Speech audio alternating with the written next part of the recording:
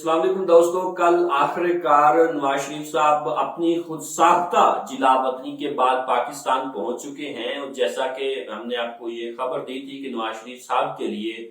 یہ ایئرپورٹ کے اوپر ہی ایک سہولت، ان کو ایک فیسلٹی مہیا کی جائے گی کہ آپ یہاں بایو میٹرک کروائیں اور لاہور کے لیے روانہ ہو گئے۔ اور ہم نے دیکھا کہ ہماری جوڈیشری نے اپنا 3 ڈبہ اٹھایا، یعنی بایو میٹرک وہ سارا ساز و سامان اٹھایا، ایئرپورٹ پہ گئے اور نواز شریف صاحب نے وہاں سہمتے کہ کوئی مجھے آ کے گرفتار نہ کر لے، انہوں نے بایو میٹرک کروائی اور پھر لاہور کے لیے روانہ ہو گئے۔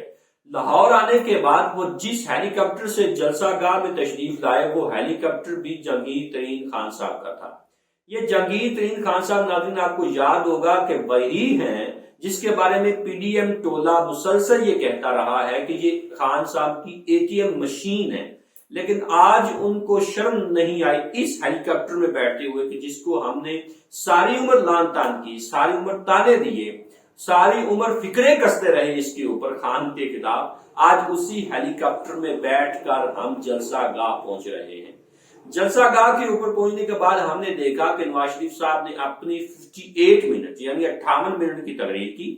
اس سے ہمیں یہ تو مکمل پتہ چل گیا کہ جیسے نون لیگ کا باقی ٹولہ یعنی پٹواری ہیں، باقی معاملات ہیں ان کے، وہ نااہل ہیں، نہ کہ وہ نااہل ہیں بلکہ نون لیگ کے جو دانشور ہیں عرفان صدیقی صاحب، وہ بھی نااہل ہیں کہ کیسے ان کو تقریر لکھ کے دی ہے کہ نواز شریف صاحب نے اپنی زندگی کا سب سے بڑا سرنڈر اس تقریر میں کر دیا کہ میں حاضر ہوں، میں بہت بڑا اچھا بچہ ہوں، میں تو شہباز شریف صاحب سے بھی اچھا ہوں۔ اب اس تقریر سے یہ بھی واضح ہو چکا ہے کہ شہباز شریف صاحب اپنی 16 ماہ میں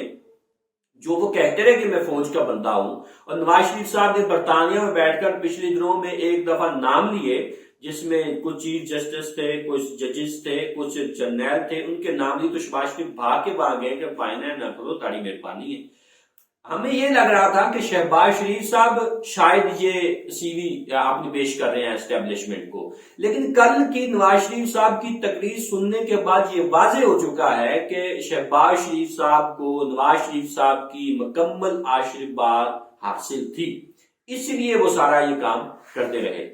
اس تقریر کے پہلے اور بعد میں اور دوران میں ہم نے دیکھا کہ مسلسل 1 سے 3 گھنٹے کی ایک جذباتی فلم ہم دیکھتے رہے۔ نواز شریف صاحب کی صاحبزادی مریم نواز کی دختر نواز شریف جو ہیں، ان کی جو ایک جذباتی انداز تھے اور ان کی جو صلاحیتیں تھی، ان کی مہارانہ صلاحیتیں ہمیں بلکہ کہنا چاہیے کہ وہ فنکاریاں لگا رہے تھے پورا خاندان، کہ جس عوام کو رونا چاہیے، جو عوام خودکشیاں کر رہی ہیں، آپ ان کو دیکھنے کے بجائے اپنے اوپر ایک عوام کا احسان سمجھ رہے ہیں کہ عوام جو ہے اس کے اوپر ہم احسان کر رہے ہیں، ہم واپس آ گئے ہیں اور اپنے احسانات عوام کے سامنے گنوا رہے ہیں اور اپنے دکھ درد عوام کو سنا رہے ہیں کہ ہمارے ساتھ یہ ہوا، ہمارے ساتھ یہ ہوا۔ نواز شریف صاحب پوری تقریر میں 58 منٹ کی تقریر میں صرف یہ پوچھتے رہے کہ یہ کس نے کیا، وہ کس نے کیا۔ تو بھائی اگر آپ میں ہمت ہے، آپ کی زبان میں کوئی آبلے تو نہیں پڑ گئے اس کے اوپر، کوئی آپ کے منہ میں دہی تو نہیں چڑھ گیا، آپ نام لیں کہ کس نے آپ کو نکالا، کیوں آپ کے ساتھ یہ ہوتا رہا۔ آپ پہ تو اتنی جرت نہیں ہے، آپ پہ اتنی سکت نہیں ہے کہ ان کا نام لے سکے جن کے نام آپ برطانیہ میں بیٹھ کر لیتے رہے۔ آپ آج آ کے پاکستان کے اوپر قوم کو درس دے رہے ہیں اور میں بڑا اچھا بچہ ہوں، میں کسی کے اوپر تنقید نہیں کروں گا، میں یہ نہیں کروں گا، میں وہ نہیں کروں گا۔ آپ نام لیں ان کے اوپر، آپ میں ہمت ہے تو نام لیں ان کے اوپر، اگر نہیں ہے تو اس کا مطلب ہے کہ آپ ڈیل کر کے پاکستان تشریف لائے ہیں، اور اس چیز سے پاکستان کا بچہ آگاہ ہے کہ میں یہ ڈیل کر کے آیا ہوں۔ اب اس فریم میں جس میں جذباتی نعرے لگ رہے تھے، یہ بھی دیکھا کہ اس فریم میں بھی کوئی نہیں آ سکتا۔ آپ کی کرسی اقتدار میں تو آپ کے خاندان کے علاوہ کس نے شریک ہونا تھا، آپ کی اس فریم میں بھی کوئی نہیں آ سکا کہ ایک طرف شہباز شریف ہیں تو دوسری طرف مریم نواز صاحبہ ہیں۔ آپ نے اس فریم میں بھی کسی کو شریک نہیں کیا، اقتدار کی کرسی میں تو آپ نے کس کو شریک کرنا تھا۔ پھر ہم نے اس جلسے میں ناظرین جو حقائق ہیں وہ میں آپ کے سامنے رکھ رہا ہوں، وہ یہ بھی دیکھا کہ پورے جلسے میں ووٹ کو عزت دو کا نہ نعرہ لگا اور نہ ہی ترانہ چلا۔ حالانکہ ان کا بڑا وہ مشہور ہے اور کسی حد تک وہ اچھا ترانہ بھی تھا، لیکن وہ آج اس جلسے میں ہمیں جو ہوا ہے دیکھنے کو نہیں ملا۔ صرف جو ابھی جو بنائے گئے ہیں ساحر علی بگا صاحب اور باقی ترانے ہیں وہ ہمیں پارٹی کے سننے کو ملے، لیکن ووٹ کو عزت دو کا نہ نعرہ لگایا جا سکا، نہ وہ ترانہ ہی چلایا جا سکا، جسے پتہ چلا کہ نئی بوتل میں ایک نئی چیز پیکنگ کے ساتھ ہمارے سامنے حاصل ہے۔ عمران خان صاحب مسلسل یہ کہتے رہے کہ میں ان کو NRO2 نہیں دوں گا، اور NRO2 کا جو عملی مظاہرہ تھا وہ ناظرین ہم نے کل دیکھا کہ کیسے نواز شریف کی راہ میں ہماری عدالت نے ریڈ کارپٹ بچھاتے ہوئے مینار پاکستان تشریف لائے اور وہاں اپنی ایک تقریر کی، کسی نے نہیں روکا، کسی نے کچھ نہیں کہا۔ ان کے لیے دیکھا کہ آپ پورے پاکستان سے مختلف ٹرینیں چلائیں گے، نہ صرف ٹرینیں چلائی گئی بلکہ ان کی اوپر جو کورنگ تھی وہ بھی نواز شریف کی جو ابھی جہالیہ جلسے میں تصویر ہے وہ لگائی گئی، اور پوسٹر پینل فلیکس اس کے اوپر نصب کیے گئے، اور پاکستان کے پورے وسیع و دریز علاقوں سے وہ جناب ٹرینیں لاہور پہنچی، اور یہاں ایک ہجوم اکٹھا کر کے وہ جلسہ کیا گیا جو کہ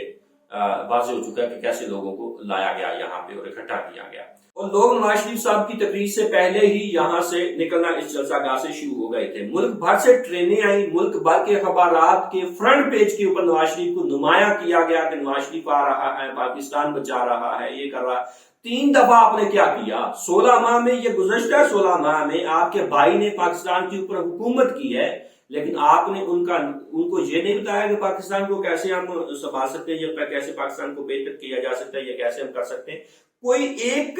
تجویز تک نواز شریف صاحب کی طرف سے ہمیں نہیں دیکھنے کو ملی اس جلسے میں بھی،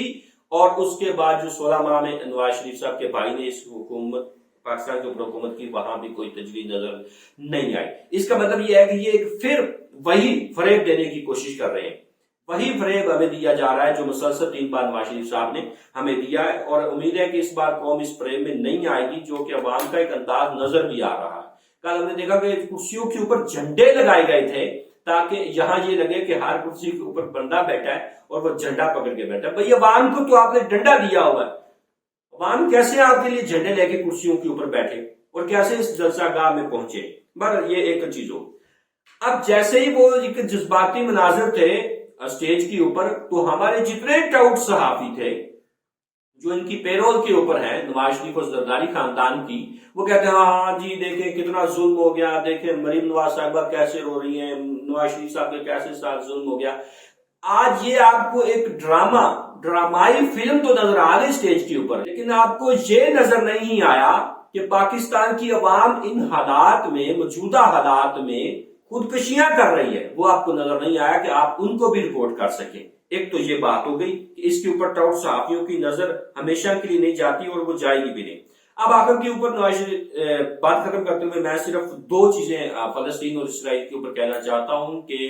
ترکی نے ایک بہت بڑی دھمکی دے دی ہے اس حوالے سے۔ انہوں نے کہا کہ اگر فلسطین کے اوپر حملے بند نہ ہوئے تو ہم غزہ کی پٹی کے اوپر مداخلت کریں گے۔ یہ ایک دھمکی دی گئی ہے، اس کو بیان کہہ سکتے ہیں، اس کو سٹیٹمنٹ کہہ سکتے ہیں طیب اردگان کی طرف سے، کہ یہ ان کی طرف سے دھمکی دی گئی ہے۔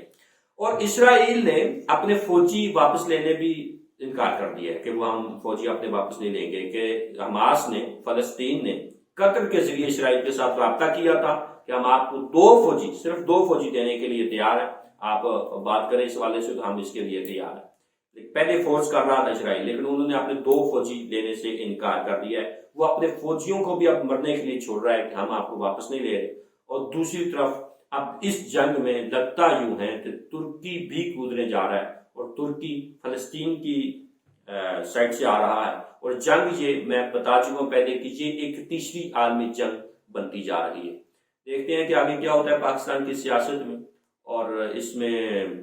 جو جنگ جاری ہے اس کو روکنا بھی چاہیے، لیکن نہیں، ایسا ہو نہیں پا رہا۔ بجائے اس کے روکا جائے، بہت سے ممالک اس میں ملوث ہوتے جا رہے ہیں، امریکہ سمیت۔ دیکھتے ہیں کہ آگے حالات کیسے بنتے ہیں، پھر آپ کو اپڈیٹس دیں گے۔ آج کے لیے اتنا ہی، اللہ حافظ۔